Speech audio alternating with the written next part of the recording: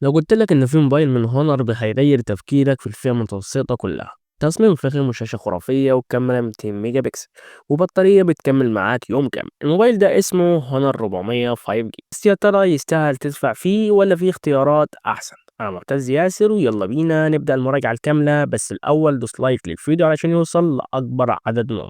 اول حاجه نخش على التصميم. اول ما تمسك الموبايل هتحس انه بريمير كده فعلا. اللون الاسود هنا فخم وبيجي بظهر زجاجي ماتع غير لامع، يعني مش هيمسك بصمات، والفريم الاطار بتاعه من البلاستيك بس متين. الكاميرا شكلها انيق جدا ومنسقه، والواجهه الاماميه شاشه مسطحه فيها كاميرا كده ثقب كده فوق، وحواف الشاشة شبه منعدم، وده بيزود الإحساس بالفخامة. ووزنه خفيف جدا حوالي 184 جرام، وسمكه بس 7.33 مللي.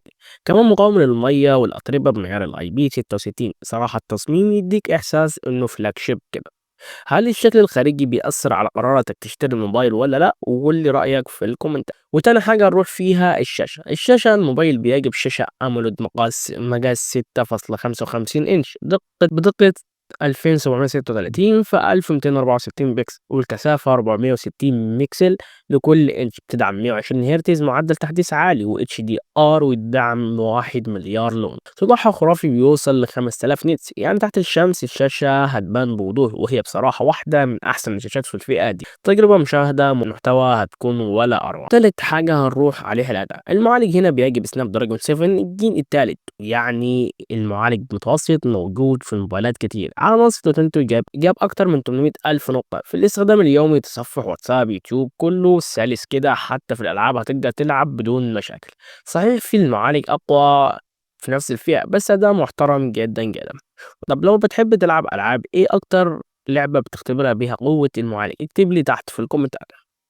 ورابع حاجة نروح على الكاميرات الأساسية بدقة 200 ميجا بكسل، مع كاميرا ألترا وايد زاوية واسعة بدقة 12 ميجا بكسل. للأسف مفيش عدسة زوم بصري، بس الزوم الرقمي لحد 4 اكس مدعوم بالذكاء الاصطناعي.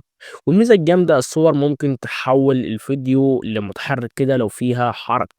وفي جوجل لينس، عدسة جوجل مدمجة تقدر تصور حاجة وتبحث عنها. كمان الكاميرا الأمامية 50 ميجا بكسل وبتصور 4 4K، والثبات فيها ممتاز. وخامس حاجة البطارية هنا ضخمة 5300 ملي أمبير، هتكمل معاك اليوم براحتك، وتدعم شحن سريع 66 واط، وشحن عكسي 5 واط. بس للأسف مفيش شاحن في العلبة، وصوت استيريو واضح وبصمة تحت الشاشة. تقدر تستخدم الاي ار الاشعه تحت الحمراء عشان تتحكم في التكييف او التلفزيون. كمان في ال NFC والواي فاي 6 وبلوتوث حديث.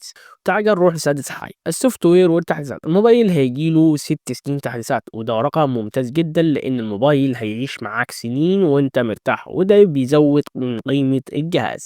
والسعر هنا الرسمي حوالي $500، يعني سعر مش قليل، بس بتاخد عليه شاشة ممتازة وكاميرا قوية وتصميم فخر. ده كان ملخص كل حاجة عن الهونر 400 5G. لو عايز موبايل تصميم مميز، شاشته خرافية، وكاميرته 200 ميجا بكسل، ده هيكون اختيار محترم. بس لو اهتمامك كله في الأداء والألعاب التقيلة، ممكن تدور على معالج أقوى في نفس السعر. متنساش تدوس لايك وسبسكرايب لو عجبك الفيديو، واكتب لي في الكومنتات ايه أكتر ميزة شدت انتباهك في الموبايل ده. أنا معتز وأشوفكم في الفيديو الجاي، ويلا سلام.